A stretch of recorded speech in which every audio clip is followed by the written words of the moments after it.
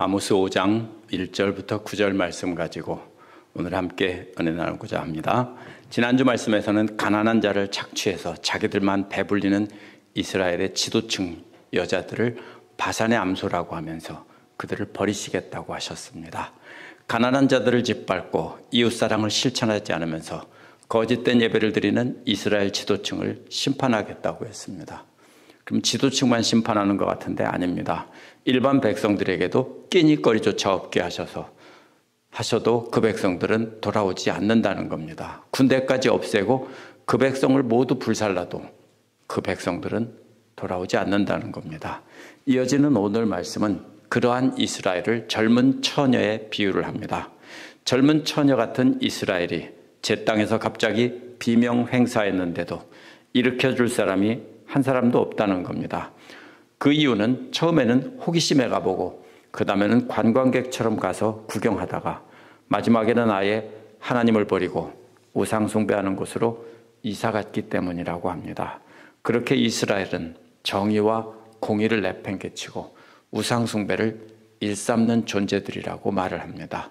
그러나 하나님은 계절을 만드시고 밤낮을 만드시고 천지 만물을 주관하시는 분이라고 합니다. 강한 자도 갑자기 망하게 하는 분이라는 겁니다. 그 이유는 하나님의 정의와 공의의 길을 따르지 않기 때문이라고 말합니다. 먼저 1절부터 3절에 보면 처녀 같은 이스라엘은 갑자기 비명 행사할 것이라는 내용이 나옵니다. 1절은 내 말을 들으라, 이 말을 들으라 라는 말로 원어에서 시작합니다. 이는 너희를 두고 내가 지은 애가라는 것입니다. 애가란 단순히 슬픈 노래가 아니고요. 장례식장에서 죽은 사람을 위해 부르는 장송곡이라는 뜻입니다. 아모스는 이스라엘이 이미 죽었다고 보고 죽은 이스라엘을 처녀로 비유하면서 장송곡을 부른다는 겁니다. 여호와께서 완전히 멸망시킨다고 자신을 통해 이미 선포했기 때문에 사실상 이스라엘은 죽은 것입니다. 그래서 아모스는 이제 죽은 이스라엘을 위해 곡을 하면서 장례식을 치르는 모습을 지금 보여주고 있는 것입니다. 원어에는 오 이스라엘 집이여라는 말이 1절 맨 끝에 붙어 있습니다. 근데 이 말은요, 이스라엘을 전체를 가리키는 말이 아니라 지배층을 가리키는 말이다 이렇게 해석하는 사람도 있습니다. 근데 같은 말이 5장 25절에도 나오는데요.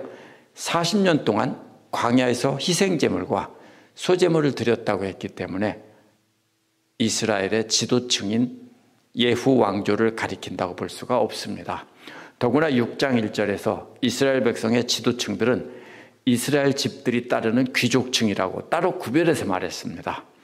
그렇기 때문에 이스라엘 집이란 전체 이스라엘을 가리키고 그 귀족층은 그 왕가를 가리키는 겁니다. 지난주 말씀을 생각해 봐서 연결해 봐야 됩니다. 지난주 말씀에서는 귀족층 여자에서 시작해서 귀족층 또 마지막에는 일반 백성들. 무슨 뜻입니까? 지도자들에서부터 일반 백성들까지 다 심판하겠다고 했습니다. 성경에서 이해하기 어려운 말을 나오면은 항상 앞뒤 문맥을 통해서 연결해 보면 알 수 있습니다. 2절은 처녀 이스라엘이 쓰러져서 다시 일어나지 못한다고 했습니다. 여기서 쓰러졌다는 말은요, 나이가 많아서 죽었을 때는 안 쓰는 말입니다. 젊은 사람이 갑자기 비극적으로 죽었거나 아무 이유 없이 갑자기 급사했을 때 쓰는 말입니다. 이스라엘에다가 처녀라는 말을 붙인 것은 힘이 넘치는 젊은 시절이라는 겁니다. 그런데 특별히 딸이라는 말을 쓰지 않고 처녀라는 말을 쓴 것은요, 아름다움과 자부심을 바탕해서 나오는 기쁨을 의미하는 겁니다. 생각해 보십시오. 한번 처녀 때 얼마나 아름답고 얼마나 당당하고 얼마나 기뻤습니까? 바로 그런 때의 모습과도 같다는 겁니다. 이스라엘은 그렇게 스스로 잘 나간다고 생각했습니다. 또 아직 젊고 싱싱한데 갑자기 죽었다고 하고 다시는 살아나지 못한다고 합니다. 더구나 자기 땅에 그 시체가 던져졌는데 아무도 일으킬 자가 없다는 겁니다. 자기 땅이 무슨 뜻입니까? 그런 말과 같습니다. 자기 집 마당에서 쓰러졌는데 아무도 일으켜주는 식구들이 없다. 이런 말과 똑같습니다. 무슨 뜻입니까? 집안 식구들이 아무도 없다는 겁니다. 다 죽었다는 겁니다. 따라서 자기 땅에서 쓰러졌는데 일으킬 자가 없다는 것은 이스라엘이 이미 다 죽었고 일으켜 세워줄 사람이 없다는 뜻입니다. 완전히 망했다는 겁니다. 3절은 왜냐하면이라는 말로 시작하는데 왜 자기 집 마당이나 자기 밭에서 쓰러졌는데도 일으킬 사람조차 없는가 하면 이란 뜻입니다. 1000명이 나가던 성읍이란 1000명의 군인이 전쟁터로 나가던 성읍입니다. 그럼 군인은 누구만 나갑니까? 노인들도 안 나가고 어린아이들도 안 나가고 또 새로 결혼한 신혼부부도 안 나갑니다. 여자도 안 나가죠.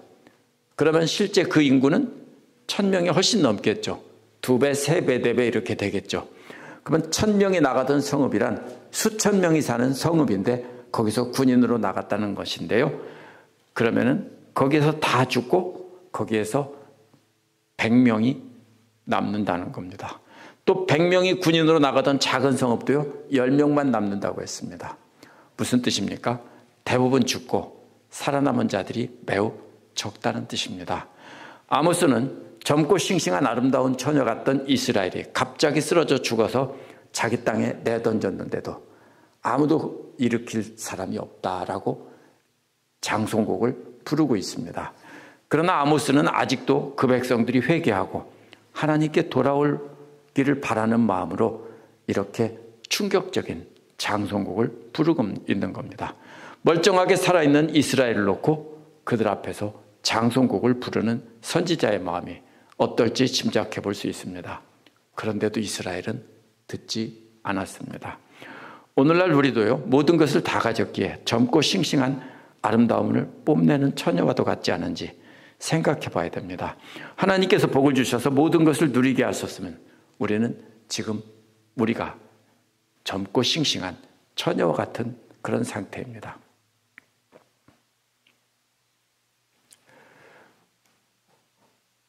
그런데도 세상 부귀영화를 바라보며 살고 하나님을 의지하지 않고 산다면 우리가 바로 이스라엘과 같은 사람들입니다. 많은 것을 소유했는데 더 많이 갖고 더 많이 누리기 위해서 세상 영광을 따라 산다면 아모스의 장송곡처럼 우리도 이미 죽은 것입니다. 우리 주변에 그렇게 사는 사람이 있다면 이미 그런 사람은 아무리 부귀영화를 누려도 이미 죽은 것입니다. 그래서 갑자기 비명횡사한 귀한 가문의 처녀 외동딸과도 같은 모습입니다. 4절에서 6절은 세상 쾌락을 찾으면 완전히 망할 것이니 하나님을 찾으라는 내용입니다. 원어에서 4절은 왜냐하면이라는 말로 연결됩니다. 그러면 뭐라고 해야 됩니까? 10분의 1만 살아남을 나누고 한 이유를 말하고 있는 겁니다. 여호와께서 이스라엘 집에 말씀하셨다는 겁니다. 여호와의 말씀은 나를 찾으라. 그러면 산다는 것입니다. 그래서 5장 14절에 보면은요, 너희가 살려면 선을 찾고 악을 찾지 말라 하는 말을 근거로 여기서 나를 찾으라는 말을 해석해야 됩니다. 여기서 여호와를 찾는다는 것은요, 다른 신을 찾으며 세상 탐욕을 따라 행하는 길에서 돌아서서 하나님을 찾으며 하나님 기뻐하시는 선을 행하라는 겁니다. 하나님 기뻐하시는 삶을 사는 것이 바로 하나님을 찾으라는 뜻입니다. 14절에 보면 선을 구하고 악을 구하지 말라고 했기 때문입니다. 그래서 결국 그동안 행하던 길에서 돌아서야 하기 때문에 회개를 뜻합니다. 이제라도 돌아서서 하나님 기뻐하시는 삶을 산다면 다 망하는 중에서도 살아남는 10명이 되고 100명이 된다는 뜻입니다. 내 생각은 하나님을 원망하고 이웃을 저주하고 욕하고 흉보며 사는 것입니다. 그것이 인간의 본성입니다, 우리가. 그러나 하나님의 생각은 고난 중에도 하나님께 감사하고 원수 같은 이웃도 사랑하는 것입니다. 그렇게 하나님 말씀을 생각하며 하나님 기뻐하시는 일이 무엇인지 고민하다가 하나님 기뻐하시는 일을 행하는 것이 바로 하나님을 찾는 것입니다. 그러면 하나님께서 그 심판의 불 가운데서 건져내셔서 심판의 불을 꺼주시고 남은 10분의 1이 되게 해주신다는 겁니다. 앞에서도 그런 게 나왔죠. 불에 타는 것을 꺼낸 부지깽이 같다라고 했죠. 5절은 그러나 하지 말아야 될 것이 3단계로 강조됩니다. 여기서 세 단계로 점점 진행되는 그림을 놓치면 안 됩니다. 먼저 베델을 찾지 말라고 했습니다. 베델이란 엘의 집, 엘은 하나님입니다. 그래서 벳엘이란 하나님의 집이라는 뜻입니다. 근데 4장 4절에 보면 길갈과 함께 더러운 우상숭배의 중심지였습니다. 하나님의 백성들이 하나님을 찾지 않고 쓸모없는 우상들을 숭배하기 위해 어디에 있는지 찾은 겁니다. 이게 어떤 장소입니까? 과거의 이스라엘 조상들의 역사적인 장소들입니다. 그렇기 때문에 그곳에서 거기에 세워진 것들을 예배하며 엉뚱하게 우상숭배를 하고 있는 겁니다. 그래서 그 길을 찾지 말라는 겁니다. 첫 번째는 이미 간 게 아니고요. 그쪽으로 가려고 길을 찾지 말라. 두 번째 단계는요, 길갈로 들어가지 말라고 했습니다. 길갈도요, 우상숭배의 중심지가 된 것입니다. 근데 길갈에는 들어가지 말라고 했습니다. 찾는 것보다 한 걸음 더 나간 것이 뭡니까? 들어가는 겁니다. 마지막으로 브엘셰바는요, 유다의 최남쪽에 있는 사막 끝에 있는 도시입니다. 브엘셰바를 넘어가면 이집트가 나옵니다. 그래서 창세기 26장 23절에서 25절에 보면 야곱이 거기에서 하나님을 만났던 곳이고요. 브엘셰바는 남쪽에서 올라와 하나님을 경배하던 순례객들이 쉬던 도시입니다. 근데 아모스는 브엘셰바로 나가지 말라고 했는데요. 이 말은 통과해서 지나가지 말라는 얘기입니다. 브엘셰바를 통과해서 지나가면 이집트 쪽으로 내려가는 겁니다. 무슨 뜻입니까? 약속의 땅에서 완전히 벗어나 우상 숭배의 땅으로 영원히 이사하기 위해서 가지 말라는 뜻입니다. 다시 우상 숭배의 세 단계는 첫 번째 찾는 것에서 시작합니다. 베델을 찾는 것처럼 어디로 가야 될지 길을 찾는 겁니다. 우상 숭배의 길을 찾는 겁니다. 어떻게 찾습니까? 어떻게 해야 잘 먹고 잘 살지? 어떻게 해야 내가 부귀영화를 누릴지? 이런 길을 찾는 것과도 같습니다. 그 다음에는 길갈에 들어가는 것처럼 우상숭배의 목적지에 도착해서 우상숭배에 들어가는데요. 이 단계는 어떤 단계냐면 마치 관광객처럼 잠시 들어갔다가 나오는 것입니다. 그렇다가 좋으면 어떻게 합니까? 아예 가서 살자. 요즘 한 달 살기가 유행이죠. 제주도 가서 한 달 살고 또 동남아 가서 한 달 살고 유럽에 가서 한 달 살고 살아보고 나서 그다음에 어떻게 합니까? 좋으면 아주 이사 가자 이러는 거겠죠. 마치 이런 것과 같습니다. 길을 찾고 한번 들어가 보고 마지막에는 아예 보따리 싸서 우상숭배의 나라로 그 장소로 이사 가는 겁니다. 그래서 마지막은 우상숭배의 장소에서 영원히 살기 위해서 이사 가서 완전히 눌러 앉는다는 것입니다. 이러한 세 단계는 시편 1편에서 하지 말라고 한 세 단계와도 같습니다. 뭐라고 했습니까? 시편 기록자가 악의 세 단계 중 첫째 단계는 악인의 길을 따라가지 않는 것이고요. 악인의 길을 따라가는 것이 바로 오늘 말씀에서 길을 찾는 것과 같습니다. 죄인의 길에 서지 않는다는 것은 죄인의 자리에 들어가서 함께 선다는 것이니까 길갈로 들어가 선다는 것과 똑같습니다. 오만한 자리에 앉는다는 것은 터잡고 산다는 겁니다. 이사가서. 그래서 우상숭배의 장소에 아예 터잡고 살기 위해서 브엘세바를 통과해서 지나가는 것과도 같습니다. 하나님을 찾지 않는 사람들은 누구나 다 이렇게 합니다. 길을 찾고 한번 가서 쾌락을 맛보고 우상숭배의 맛을 보면 여기가 좋다 하고서 아예 터를 잡고 이사가서 사는 겁니다. 5절 뒷부분은 왜 그 세 단계 장소로 가지 말라고 했는지 왜냐하면 이렇게 말합니다.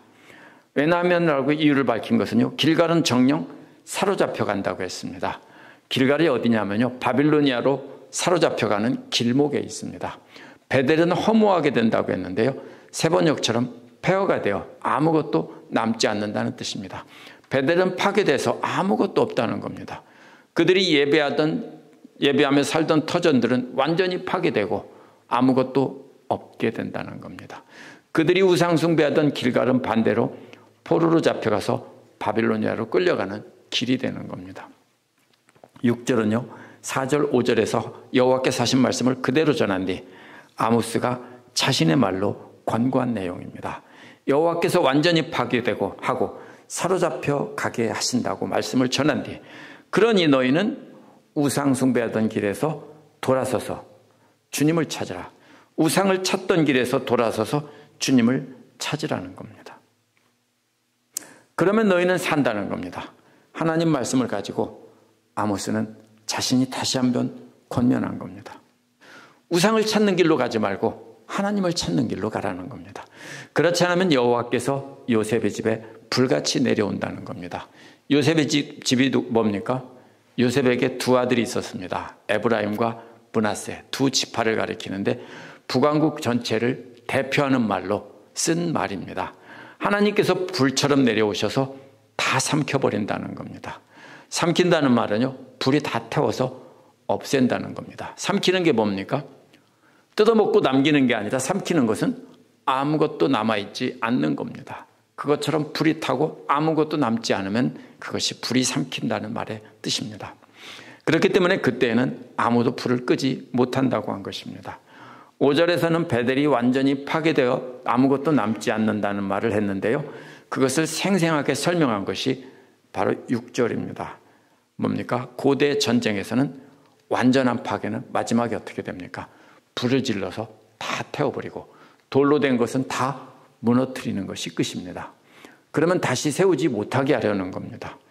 우리의 우상 숭배의 단계도요, 하나님을 찾던 길에서 떠나서 자기들의 탐욕을 찾아가는 길에서 시작합니다. 하나님과의 관계보다 세상에서 성공하고 부귀영화 누리고 쾌락을 누리며 사는 길을 찾는 것에서 시작하는 겁니다. 그것이 오늘날 믿는 자들이 베델을 찾는 것입니다. 이 단계는 몸은 하나님을 예배하는 자리에 있지만 눈은 세상 영광에 가 있는 것입니다. 어느 한 사람도 완전히 우상 숭배로 가는 경우는 없습니다. 하나님을 믿는다고 하는 사람들이 눈을 딴 데 돌려서 사실은 예배는 하나님 앞에서 드리지만 실제로 마음은 항상 다른 곳에 가 있는 것이 믿는 자들의 우상 숭배입니다. 그 다음에는 세상 영광 안으로 들어가서 세상 영광을 예배하는 겁니다. 근데 일시적으로 예배를 드리고 다시 나옵니다. 이게 아니지. 그런데 들어갔다 나오면 그 맛이 어떻습니까? 좋죠. 그래서 이제는 아예 자주 들어가서 맛보다가 나중에는 완전히 그곳으로 이사가서 완전히 떠나버리는 겁니다. 브엘세바를 통과해서 이집트로 이사가는 길입니다. 완전히 불타버리고 아무것도 남지 않는 길이고요. 불나방이 불 속으로 뛰어들어가는 길과도 같은 것입니다. 이러한 길은 하나님을 섬기면서 동시에 세상도 섬기려는 것에서 시작하는 겁니다. 그래서 마태복음 6장 24절에서 예수께서는 하나님과 재물을 겸하여 섬기지 못한다라고 했습니다. 재물을 소유하지 말라는 뜻이 아닙니다. 우리가 재물을 소유해도 하나님을 섬길 수 있는데 재물을 섬기지 말라는 겁니다. 세상 영광과 쾌락에 눈을 돌리면 하나님만을 섬길 수 없기 때문입니다. 처음에는 눈을 잠깐 돌렸다가 잠깐 하나님을 떠났다가 다시 돌아오지만 나중에는 아주 이사가는 것이 이러한 죄의 속성입니다. 7절에서 9절은 하나님은 항상 정의로우시다는 것입니다. 7절은 8절에 딸려있는 부분입니다. 하나님의 속성을 비교하기 위해서 악한 인간들의 상태를 말한 겁니다. 정의를 쓴 쑥으로 바꾸는 자들이라고 했습니다. 공의를 쓴 소태처럼 만들며 그랬죠. 이것이요, 쓴 쑥은 불의를 가리키는 겁니다. 정의로운 재판을 하면 억울한 자들이 달콤한 기쁨을 맛보게 됩니다.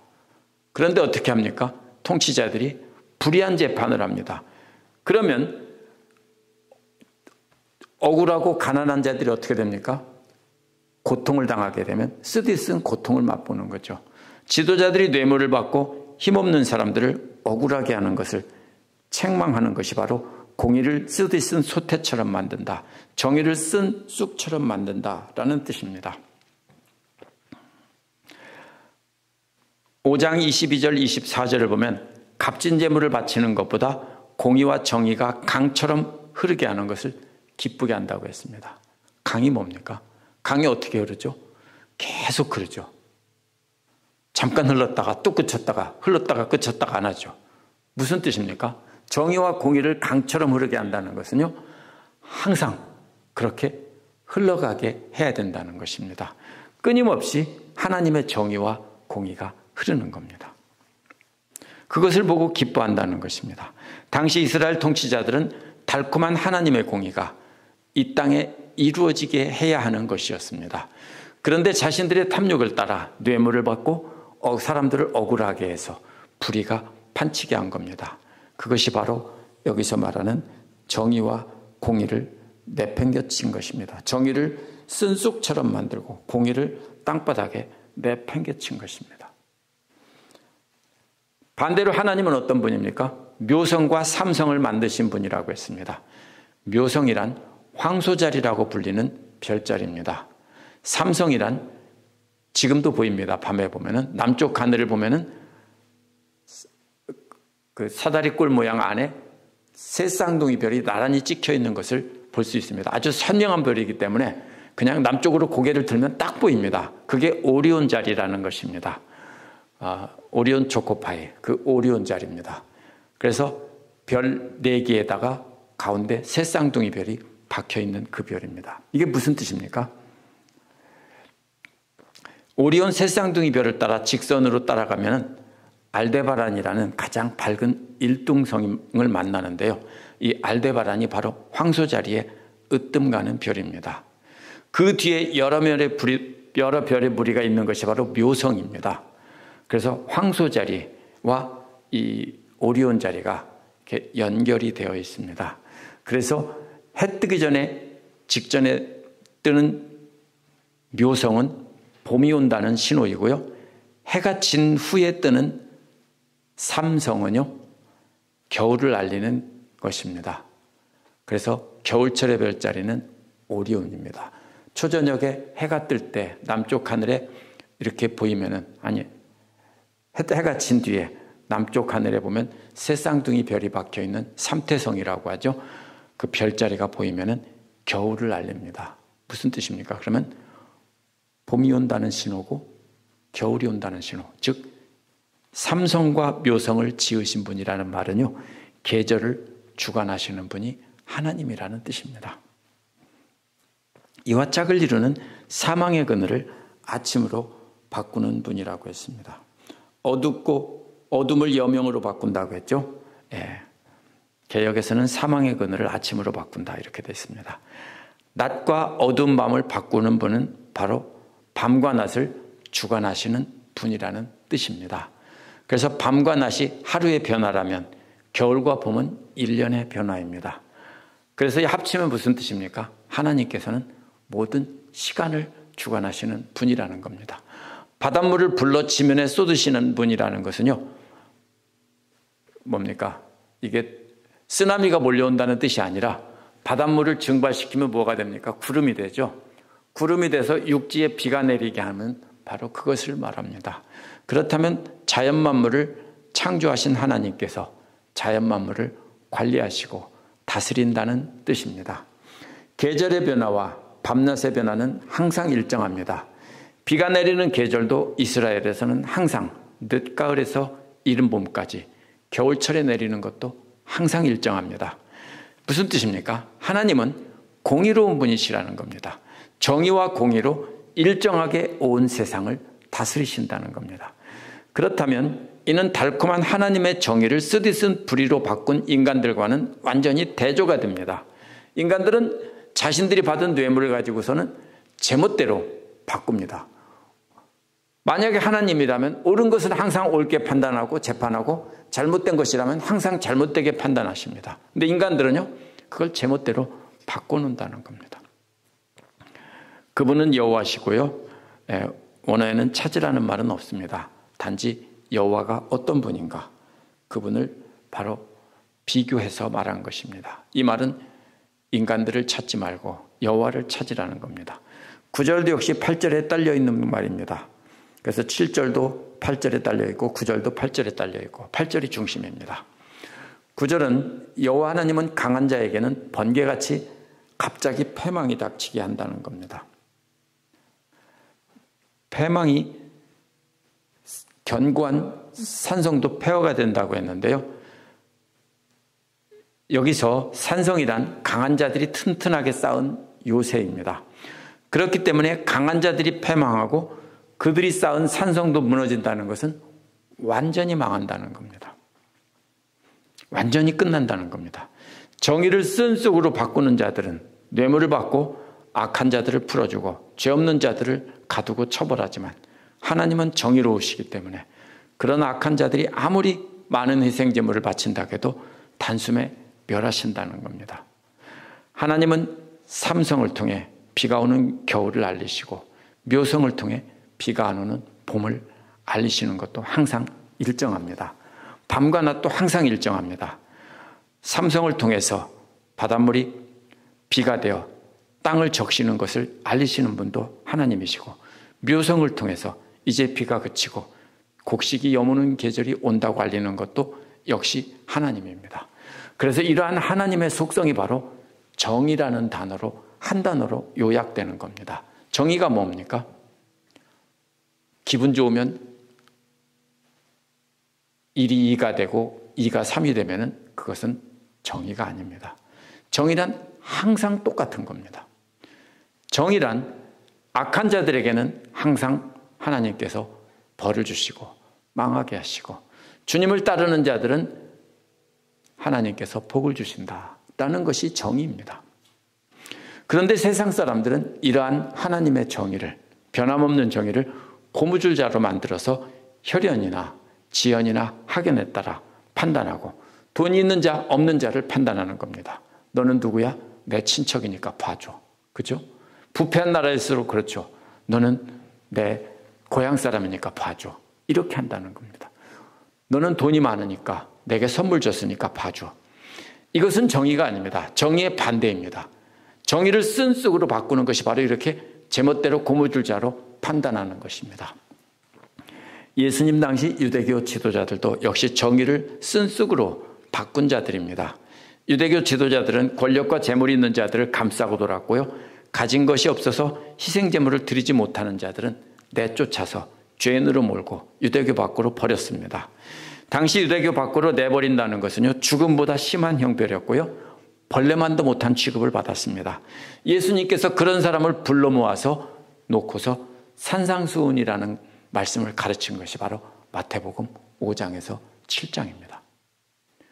그것이 바로 하나님의 공의입니다. 사람들은 쓰레기같이 버린, 벌레만도 못하다고 버린 사람들을 모아서 사랑하시는 것이 하나님의 정의입니다. 우리가 하나님을 믿는 것은요, 이 세상에서 잘 먹고 잘 살기 위한 것이 아닙니다. 다른 종교는 대부분 그 신을 잘 믿으면 복을 받는다라고 하는데, 복이란 뭐냐면요, 부귀영화를 누리고 자식들이 잘 되고 이런 것을 말합니다. 그러나 우리가 하나님을 믿는 것은 그런 것이 아닙니다. 우리가 하나님을 믿는 것은 어려움을 겪을 때 도움을 청하기 위해서 드는 보험 같은 것이 아닙니다. 하나님을 믿는다는 것은 관계입니다. 하나님의 자녀가 된다는 것입니다. 그래서 하나님의 보호를 받는다는 것이고요, 하나님만 바라보며 산다는 것입니다. 그렇다고 우리가 하나님 나라에서 영원히 살 것이니까 이 땅에서는 고통만 받으며 살아라, 그게 아닙니다. 그건 절대로 아닙니다. 하나님과 늘 교제하며 이 땅에서도 하나님과 동행하며 하나님 기뻐하시는 삶을 살도록 하나님께서는 우리를 창조하신 겁니다. 그리고 그렇게 친밀한 교제를 나누다가 하나님께로 돌아와 하나님과 영원히 함께 사는 존재로 만들기 위해서 우리를 불러주시고 자녀 삼아주신 겁니다. 그렇기 때문에 우리는 하나님 말씀을 통해서 하나님의 음성을 듣고 그 음성에 따라 순종하며 감사 찬양을 드리며 사는 것입니다. 그것이 바로 하나님 기뻐하시는 삶을 사는 것입니다. 그러므로 우리는 뭐를 해야 됩니까? 엉뚱한 길을 찾지 말고 하나님을 찾아야 됩니다. 영원한 하나님의 말씀 안에서만 하나님을 찾을 수 있고요, 그 길만이 살 길입니다. 하나님을 어떻게 찾습니까? 말씀 안에서 찾는 것입니다. 오늘날 믿는 자들도 세상에 나가서 불의를 밥 먹듯이 하면서 주일이면 옷을 차려입고 교회와 예배하면서 헌금을 많이 드리면 의로운 사람이다, 이렇게 행세를 하기도 합니다. 그러나 하나님께서 원하시는 것은 헌금이 아니라 정의입니다. 정의란 잘못한 사람에게 못했다고 말하는 것이 아닙니다. 왜냐하면 누구나 자신의 잘못은 보지 못하고 남의 잘못을 보기 쉽기 때문입니다. 성경에서 말하는 정의는 지적질하는 게 아니라 억울한 사람, 힘든 사람, 불쌍한 사람을 불쌍히 여기고 감싸주는 겁니다. 자신에게 손해가 될지라도 그러한 사람 편에 서는 것이 정의고요, 정의는 함부로 판단하고 정죄하는 것이 아닙니다. 그것은 하나님께 속한 것이라고 했습니다. 그렇게 불쌍한 사람들을 불쌍히 여기며 힘없는 자들을, 이렇게 핍박당하는 자들을 돕는 것이 정의입니다. 하나님 마음으로 행하는 것이고요. 원수같이 미운 사람에게도 한결같은 사랑을 베푸는 것이 바로 삼성과 묘성이 계절을 알리고 이 시간을 주관하시는 하나님의 정의와 같은 것입니다. 따라서 호세아가 외치는 한결같은 사랑이 아모스는 바로 공의라는, 정의라는 말로 나타난 것입니다. 정의가 강물처럼 교회 안에 흐르게 해야 됩니다. 기도하겠습니다.